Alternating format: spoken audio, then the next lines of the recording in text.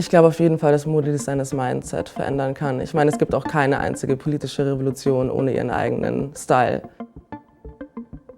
Mein Name ist Anna Menacia Antinette Hambira.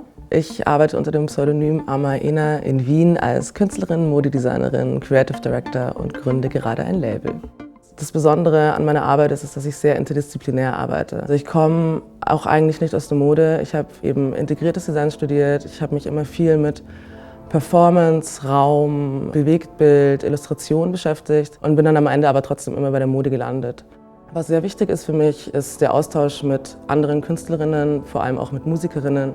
Ich arbeite viel mit Keke zusammen und wenn ich für sie Bühnenoutfits entwerfe, inspiriert mich das total. Es inspiriert mich, mit unterschiedlichsten Körpern zu arbeiten. Ich glaube, dass DesignerInnen einen großen Einfluss darauf haben, was als schön und normal gelesen wird. Ich glaube, dass es extrem wichtig ist, dass nicht weiß gelesene Personen, nicht 90-60-90 Körper und nicht heterosexuelle Norm gelesenen Personen in der breiteren Öffentlichkeit einfach ankommen, in Magazinen ankommen, in Fotoshootings ankommen und ja, endlich als das gesehen werden, was sie sind. Schön.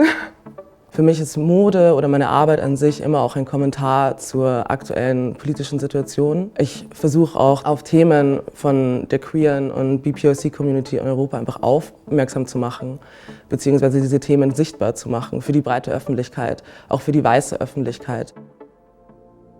Wenn ich versuche, diese Themen zu verarbeiten und sichtbar zu machen, arbeite ich sehr gern mit Schrift und mit dem geschriebenen Wort an sich. In der aktuellen Kollektion habe ich zum Beispiel den Satz I own my light pink und den Satz You are not an island. You are not an island ist jetzt inzwischen zu einem Textilentwurf geworden. Ich habe jetzt quasi einen wunderschönen Frotté mit diesem wunderschönen Phrase, der sehr plakativ in Kleidung arbeitet. Ich denke auf jeden Fall, dass Materialien politisch sein können. Also Frotté ist für mich ein emotional sehr aufgeladenes Material. Für mich hat das eine sehr enge Verknüpfung auch zu nett und lieb zueinander sein, nett miteinander umzugehen. Ich habe sofort Assoziationen wie, dass man sich gegenseitig den Rücken eincremt am Strand, dass man gemeinsam auch nackt ist, ohne dass man sich unwohl fühlt. Materialien sind auf jeden Fall politisch. Alleine schon aus der woher diese Materialien kommen und wer die Materialien hergestellt hat, auf was für eine Art und Weise sie produziert wurden. Ich denke, alles ist politisch. Ich will, dass sich Menschen frei fühlen durch meine Kleidung. Ich will, dass sie sich schön fühlen. Ich will, dass sie dadurch empowered werden.